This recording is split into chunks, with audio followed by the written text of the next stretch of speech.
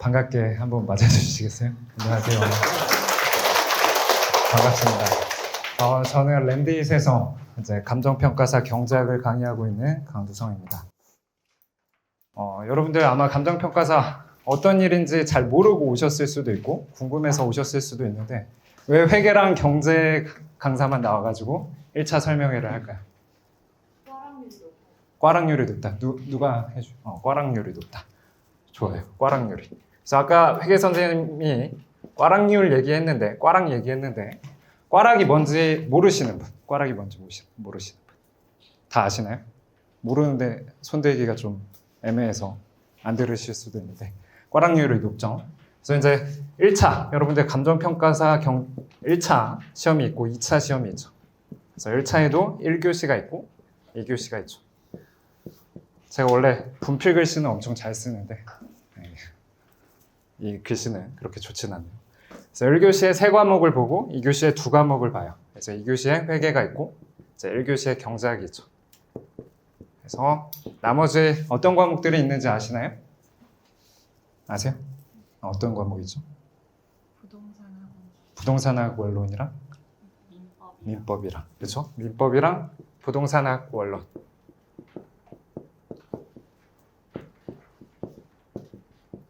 그리고 회계학이랑 또 뭐 있죠? 네, 관계법규, 감정평가 관계법규. 2교시 뭐 제가 알 바 아니니까 2교시 이렇게 있다. 그래서 이제 1교시를 120분 시험을 보고 2교시를 80분을 시험을 봐요. 그리고 각각 문제들이 몇 문제씩인지 아시나요? 40문제씩. 40문제씩. 그러면 한 문제에 몇 분씩 풀어야 돼요? 1분이요. 120문제를 120분에 풀어야 되고 80문제를 80분에 푼다는 건 한 문제를 1분에 한 문제를 풀어야 된다는 거죠. 쉬울까요? 어려울까요? 사실 쉽지가 않아요. 그래서 이제 시간 문제가 있어요. 시간 문제. 근데 더더욱이 이제 2차 과목들이 있는데 제가 2차 저는 감정평가사가 아니기 때문에 2차 과목에 대해서는 전혀 모르는데 우리 감정평가사가 1차랑 2차 연계성이 높을까요? 높지 않을까요? 굉장히 떨어져요. 그래서 이제 1차 과목 따로 2차 과목 따로 해야 되는데 여러분들 1차만 백날 붙어봤자 감정평가사 돼요? 안 돼요? 안 되겠죠? 그래서 이제 2차를 잘 공부를 하셔야 되고 그러려면 전략적으로 접근을 하셔야 돼요. 전략적으로. 제가 1차 강사지만 1차는 어떻게 공부해야 된다? 좀 효율적으로 공부를 해야 된다는 거예요. 그래서 이제 랜드잇에서 강조하는 게 약간 효율성을 강조를 해요. 그래서 저희 선생님들이 다 기본적으로 효율성을 강조를 하면서 버릴 건 버리자. 이게 무슨 얘기냐? 여러분들 파레토 법칙이라는 거 아세요? 아세요? 뭐예요? 파레토 법칙이? 제가 들릴 거라고 생각하는 거예요?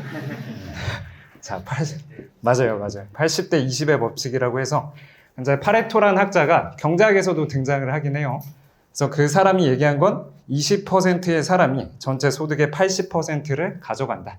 이제 소득 분배가 뭔가 불공평하다. 그런 걸 얘기를 하려고 이 파레토 법칙을 얘기했는데 이런 파레토 법칙이 사실 소득 분배뿐만 아니라 여러 가지 현상에 다양하게 적용이 돼요. 그러면 이걸 시험에 적용을 해보면 어떻게 될까요? 시험에 적용을 해보면 경제학이 여러분들 이제 범위가 있을 것이고 경제학뿐만 아니라 여러 가지 과목들이 범위가 있고 깊이가 있겠죠. 범위랑 깊이가 있다. 그러면 이 중에서 이 내용 중에 몇 퍼센트? 이 20%에 해당하는 범위와 깊이가 전체 시험의 80%를 차지한다는 거예요. 전체 시험 내용에. 그렇죠? 근데 이제 실수하는 것 중에 하나가 이 내용을 다 담고 있는 문제집이라든지 강의라든지 이런 것들을 여러분들 공부를 많이 해요. 실제로 제 친구 중에 감정평가사가 있는데 그 친구는 이제 여러분들이 합격하면 나중에 알게 될 수도 있지만 8년을 공부했어요. 감정평가사. 그래서 이제 저랑 친한 친구인데 나중에 알고 봤더니 사실 이렇게 필요 없이 쓸데없는 내용들을 계속 공부를 했던 거예요. 여러분들 이렇게 공부하다 보면 어떤 문제가 있냐? 사실 이 알맹이에 대한 실력도 없으면서 다른 내용들을 공부하다 보면 이 알맹이에 대한 실력도 흔들리게 되는 거예요. 그래서 저희 학원에서는 기본적으로 이제 이런 파레토 법칙을 뭐 명시적으로 얘기하진 않았지만 기본적으로 알맹이들을 잘 가르치자라는 그런 취지로 강의를 하고 있어요. 그러다 보니까 다른 학원에 비해서 강의 시수도 좀 적을 수 있고 기본서 혹은 문제집이 굉장히 얇아요. 그래서 이제 얇다 보면 학생 여러분들은 좋아하면서도 어때요? 좀 불안하죠. 근데 이미 한 작년 1년 동안 커리를 따라온 학생들이 많이 많이라고는 못하지만 하여튼 합격을 많이 해가지고 그래서 이제 그런 검증 사례가 있으니까 거기에 대해서 걱정은 할 필요가 없을 것 같아요. 그래서 일단 버릴 것 버리자. 왜냐? 사실 경제학이라든지 회계라든지 다 2차 과목과는 상관없다. 여러분들이 2차까지 합격을 해야 감정평가사가 되는 거니까 1차에만 나오는 경제학이라든지 회계를 너무 깊이 있게 혹은 너무 범위를 넓게 가져갈 필요 없다. 그래서 강사들이 줄여줄 거 줄이고 버릴 거 이거 하지 마라 하면 과감하게 X표 쳐놓고 따라오시면 될 것 같아요. 그래서 일단 그런 얘기고 강의도 나름 오래 했다. 그래서 나름 오래 했다. 회계사 오준석 선생님보다는 조금 했지만 자 이제 과목 소개를 할 건데 여러분들 과목 소개를 할 때 여기 혹시 경제학과 계신가요? 경제학과 있으면 경제학과요? 그래서 경제학과에서 사실 이제 1학년 때 경제 원론을 배우죠. 아까 회계 원리처럼 경제 원론을 배우고 2학년 때 이제 미시거시를 배워요. 미시경제학, 거시경제학. 그다음에 이제 3학년에 강론이라고 해서 여러 가지 강론들을 배우는데 그 중에 하나가 국제경제학이에요. 그래서 대부분의 객관식 시험, 우리도 감정평가사 1자는 객관식 시험이기 때문에 객관식 시험의 시험 범위는 미시, 거시, 국제경제학 이렇게 세 가지로 이루어져 있는데 이제 큰 틀에서는 사실은 경제학을 미시적으로 접근하는 방법론이 있고 거시적으로 접근하는 방법론이 있어요. 여러분들 현실에서도 나무를 봐라, 숲을 봐라 이런 얘기 많이 하잖아요. 그래서 뭔가 경제 현상을 숲을 보는 거, 크게 보는 거. 그래서 거시적으로 접근하는 게 거시경제학이고 그다음에 뭔가 세밀하게 나무를 보는 거. 그래서 개별 경제 주체들의 행동이라든지 특정 시장의 가격이라든지 이런 걸 살펴보는 게 미시경제학이라고 생각하면 되고 이제 국제경제학도 국제거래를 미시적으로 접근하는 게 있고 거시적으로 접근하는 게 있어요. 그걸 각각 국제무역론, 국제금융론이라고 하는데 저는 역시 좀 특이하게 대다수의 이제 다른 강사님들은 미시, 거시, 국제 따로 가르치는데 저는 국제경제학을 아까 미시적으로 접근하는 걸 뭐라고 했었죠? 답변하시면 또 50% 어디 가셨나요? 뭐였죠? 미시적으로 접근하는 게? 누구죠? 네, 맞아요. 그 답변 맞추신 분들은 나중에 얘기하셔가지고 50% 해달라고 말씀하시면 될 것 같아요. 국제무역론이 이제 미시적인 접근 방법이기 때문에 미시경제학 맨 끝에 국제무역론을 가르칠 것이고 그다음에 이제 거시경제학 맨 끝에 국제금융론 혹은 개방거시경제를 가르칠 거예요. 그러면 이제 크게 미시, 거시 두 가지만 살펴보면 되는 거고 여러분들 40문제 중에 절반은 미시에서 나오고 나머지 절반은 거시에서 나온다라고 생각하면 돼요. 그래서 이제 아주 극악으로 사실 미시는 좀 계산 문제가 상대적으로 비중이 높고 거시는 말 문제가 상대적으로 비중이 높아요. 그래서 이제 경제학이 어려운 이유 중에 하나가 뒤에서 설명을 하겠지만 막 수식이 나오고 그래프가 나오고 이러다 보면 문과였거나 혹은 수포자였거나 이런 경우는 이제 경제학이 어렵게 발목을 잡을 수가 있어요. 근데 설령 그런다고 하더라도 설령 내가 수포자라고 하더라도 아까 뭐라고 했었죠? 이제 1차를 합격하기 위해서는 총점이 평균 60점만 넘으면 돼요. 그러면 총점이 몇 점 맞아야 돼요?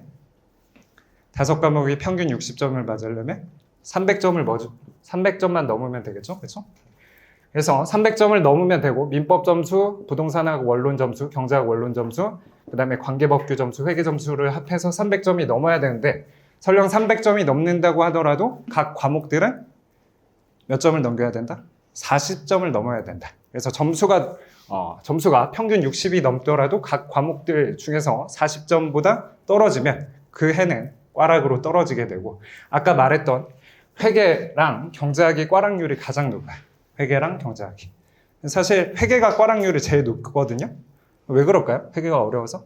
물론 어렵기도 하지만 회계는 이제 계산 문제가 엄청 많기 때문에 아까 말씀드린 것처럼 40문제를 40분에 풀기가 쉽지가 않은 거죠. 그래서 회계 꽈락률 높고 경제학 꽈락률 높은데 제 기억에는 경제학 꽈락률 높을 때 50%까지 치솟은 적도 있었던 것 같아요. 과거에. 물론 최근에는 경제학이 조금 쉬워지고 있어요. 그래서 너무 겁먹을 필요는 없는데 하여튼 제가 하고자 하는 얘기는 꽈락은 왜 맞는다? 꽈락은 왜 맞을까요? 많이 공부해서. 많이 쓸데없이 많이 공부해서. 그래서 이거를 많이 반복하는 건 괜찮아요. 근데 쓸데없는 내용들을 막 공부하는 거 이건 안 좋다는 거예요. 오히려 이 실력까지 해치면서 너무 많이 공부하는 건 좋지 않다는 거죠. 여러분들 경제학이 한 몇 년 된 학문 같아요? 몇 년 됐을까요? 경제학이? 몇 년 됐어요? 한 300~400년밖에 안 됐어요. 애기 학문이라는 거죠. 철학이라든지 수학에 비해서는 굉장히 애기, 응애 학문이죠. 근데 이제 거시경제학은 더 짧아요. 아직 100년도 안 된 그런 학문이고. 그래서 사실 이제 경제학이 태동했던 것 자체가 약간 사회과학 현상인데 우리가 조금 제 얼굴에 침 뱉는 거긴 하지만 물리학자들을 좀 미믹한다고 표현하는데 따라하는 거죠. 물리학자들의 수식이라든지 이런 게 너무 정교하고 수식 막 써보면 아름답다고 하니까 여러분들이 전혀 그렇게 공감을 못할 수 있는데 이제 물리학자들 막 이런 수식을 보니까 너무 멋있는 거야. 그래서 자연현상의 그런 질서를 물리학에서 살펴봤다면 이제 사회현상의 질서를 뭔가 수식적으로 접근을 한 게 경제학이었고 그러니까 태동 자체가 사실은 어렵죠. 근데 태동 자체가 어려운데 여러분들 중요한 건 사실 뭐냐면 경제학은 어찌됐든 사회과학이에요. 자연과학과 다르게 사회과학이다. 그럼 뭐를 설명하는 거예요? 사회현상을 설명하는 거죠. 사회현상은 우리가 한 번쯤은 겪어봄직한 그런 경제현상을 설명하는 거고 그런 논리를 엄밀하게 설명하기 위해서 이제 수식을 활용하는 거죠. 근데 논리가 가장 중요한 거고 그거를 이제 엄밀하게 설명하기 위해서 수식이 필요하니까 그건 수식은 도구라는 거예요. 여러분들 도구는 필요 없으면 어떻게 하면 돼요? 버리면 되는 거죠. 도구가 나를 힘들게 하면 도구 버리면 되는 거죠. 그래서 수식 제가 설명할 때는 항상 3단계로 설명을 드릴 거고 맨 처음에 이제 경제학적인 인투이션 혹은 스토리를 설명드릴 거고 그 다음에 좀 엄밀하게 수식적으로 설명할 거고 수식과 그래프는 사실은 1:1 관계예요. 그래서 그래프 역시 힘들어하는 분들이 있는데 그래프는 이미지화 시켜가지고 오래 저장시키도록 필요로 한 도구예요. 역시 그래프도 도구이기 때문에 필요 없으면 어떻게 하면 된다? 버리면 된다. 그래프가 명시적으로 시험에 나오는 거 40문제 중에 한두 개다. 그래서 가장 중요한 건 뭐다? 수식 그래프 말고 가장 중요한 건 뭐다? 경제학적인 의미. 그 의미를 가장 직관적으로 기억하셔야 되고 그걸 제가 설명을 드릴 거예요. 그리고 이제 용어라든지 학자 이름 같은 게 나오는데 아까 회계 선생님도 말씀하셨다시피 사실은 용어는 뭐예요? 용어는 정의예요. 정의. 이렇게 용어를 이름 붙인 거죠. 저를 부모님이 낳고 나서 강두성이라고 이름 붙인 것처럼 선생님 왜 강두성이에요? 안 물어보잖아요. 선생님 왜 강두성이 안 물어보잖아요. 그렇죠? 용어는 그렇게 이름을 붙인 거고 여러분들 새로운 친구들 만나다 보면 처음엔 이름이 당연히 낯설죠. 근데 나중에 1년 혹은 뭐 한 달, 2달 지나면 반 친구들 이름 다 알잖아요. 다 알아요, 선생님? 알죠. 거짓말. 다 알죠?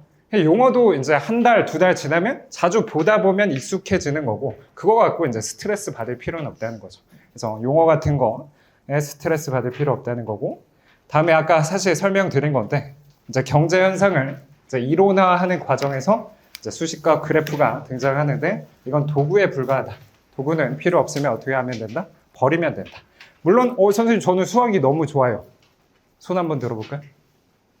저는 수학이 너무 좋았어요. 없어요? 수학이 너무 좋았어요. 그러면 제가 이제 엄밀한 설명할 때 들으시면 되는 거고 그렇지 않으시면 이 도구는 버리면 된다.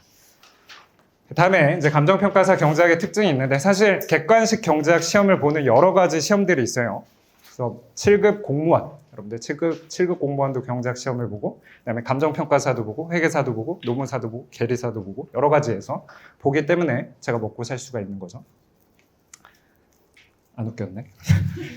자, 근데 특징이 7급 공무원 경작 같은 경우는 여러분들 순서대로 합격을 하는 거기 때문에 지엽적인 내용도 다 알아야 돼요. 뭐가 어떻게 나올지 모르니까 100점을 맞아야 합격하는 시험이에요.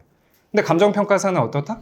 1차 통과 관문이기 때문에 전혀 100점을 맞아야 될 필요도 없고 100점 맞으려고 노력하다 보면 이도저도 아무것도 안 되게 된다. 그렇죠? 그래서 우리 목적은 한 60점에서 80점 정도를 목표로 한다. 그래서 그 정도는 아까도 말씀드렸다시피 저 알맹이 속에 다 나와 있는 거니까 그거를 진짜 핵심적으로 공부하시면 될 것 같고, 그러면 이제 효율적으로 실제 공부 방법론은 어떻게 돼야 되느냐 했을 때 이제 기본 이론이 등장하면 그 기본 이론이 기출문제에 어떻게 문제화됐는지를 풀어봐야 되겠죠. 여러분들 이제 미시경작은 아까 수학과 비슷하다고 했는데 중고등학교 때 수학 공부를 어떻게 했죠? 수학 공부 어떻게 했어요? 저는 안 했는데요. 수학 공부 어떻게 했어요?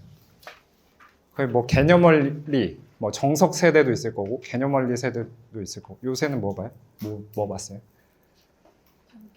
개념원리 세대였어요? 뭐 봤어요? 개념원리. 하여튼 그럼 이제 개념 설명하고 옆에 뭐가 있었죠? 뭐 유제라든지 필수 예제, 문제를 풀면서 개념을 다시 한번 체득하는 거잖아요.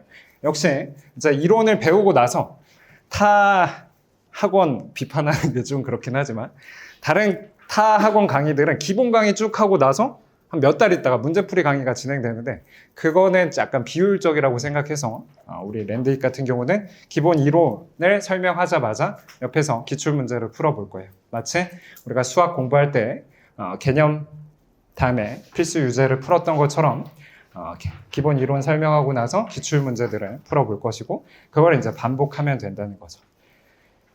경우에 따라서 이제 경작뿐만 아니라 여러 가지 과목에서 수험을 함에 있어서 여러분들이 조심해야 될 것 중에 하나가 뭐다? 욕심을 좀 버려야 된다는 거. 그리고 좀 자신감을 가져야 되고 불안한 마음을 좀 없애야 돼요. 그래서 이제 수험과 잘 안 어울리는 학생 중에 하나가 굉장히 예민하고 불안하다. 그러면 사실 수험과는 딱 잘 맞지는 않아요. 그래서 예민하다 보면 내가 못 보던 내용들이 막 모의고사에서 나왔어. 그럼 어떻게 해야 돼요? 야, 마음 편하게 그래 그건 안 봤어 됐어 버리면 되는 거야. 어차피 버릴 문제야 라고 생각을 하면 되는 거죠. 그래서 완벽한 이해라든지 혹은 못 보던 내용이라든지 이런 것들을 넘기시면 되는 거고, 기존 강의 문제점 넘어갈게요. 상품 설명을 해보면 이제 스텝 1이 아까 말씀드렸던 가장 강의의 핵심적인 부분이에요. 그래서 이론 설명하고 이제 기출 문제 풀이를 할 건데 이거를 아직 정식 출판은 하지 않았고 여러분들 강의 그 목록에 제가 PDF 파일로 올려드렸거든요. 안 지워지네요. 그래서 어떤 식으로 교재가 구성되어 있냐면 여러분들 책을 펼치면 이렇게 이제 왼쪽 오른쪽 이렇게 돼 있잖아요. 그렇죠? 왼쪽에 이론을 쭉 설명해 놨어요. 이론을. 그다음에 오른쪽에 문제를 실어 놨다. 그래서 이거를 이제 스텝 1에서 다룰 거예요. 근데 아까 뭐라고 했었냐면 당연히 이론 중에서 이 알맹이가 아닌 이론들도 있을 거 아니에요. 그렇죠? 알맹이가 아닌 이론들 그런 거는 이제 따로 스텝 2에서 풀어볼 거예요. 그래서 스텝 2는 본인이 경제학과다. 혹은 나는 경제학을 좀 전략 과목으로 삼고 싶다. 그런 사람들은 없겠지만 전략 과목으로 삼고 싶다 하면 스텝 2까지 들으시면 되고, 아니다. 나는 한 60점 정도만 안정적으로 받고 싶다. 그리고 그 시간에 2차 공부를 해서 좀 더 빠르게 2차 합격하고 싶다 하면 그냥 스텝 1만 열심히 주구장창 보시면 되는 거예요. 아시겠죠? 근데 이제 경우에 따라서 너무 그 문제, 간편 기출 문제만 풀었더니 문제 보자마자 답이 보여요. 그럴 수 있잖아요. 답이 암기돼서. 그래서 올해는 이제 추가적으로 타 시험의 기출 문제 간편과 결이 정확히 같은 유사한 문제들을 좀 더 풀어보는 스텝 1.5라는 단계를 이제 개설했는데, 여러분들은 사실 다 초시생이니까 초시생은 굳이 이것까지 볼 필요 없이 초시생은 이것만 보고 내년에 1차 시험을 보시면 충분히 60, 70점 맞으실 수 있을 것 같아요. 그다음에 마지막으로 최근 말 문제가 좀 비중이 높아지고 있어요. 계산 문제 대비 말 문제 비중이 좀 높아지고 있기 때문에 말 문제는 최종 우리가 시험 한두 달 전에 정리하는 것으로서 이제 스텝 3에서는 말 문제만 쭉 정리를 할 것이고, 사실 이것만 제대로 하더라도 60점 받는 데는 지장이 없다. 그래서 강의 구성 이렇게 돼 있고, 혹시 질문 사항이 있으신가요? 없으시면 저도 이제 저쪽에 나가 있을 테니까 혹시 잠깐 10분 쉬는 거죠. 10분 쉬는 시간 동안에 회계 선생님이라든지 혹은 저한테 질문 사항이 있으시면 오셔가지고 편안하게 질문해 주시면 될 것 같아요. 감사합니다.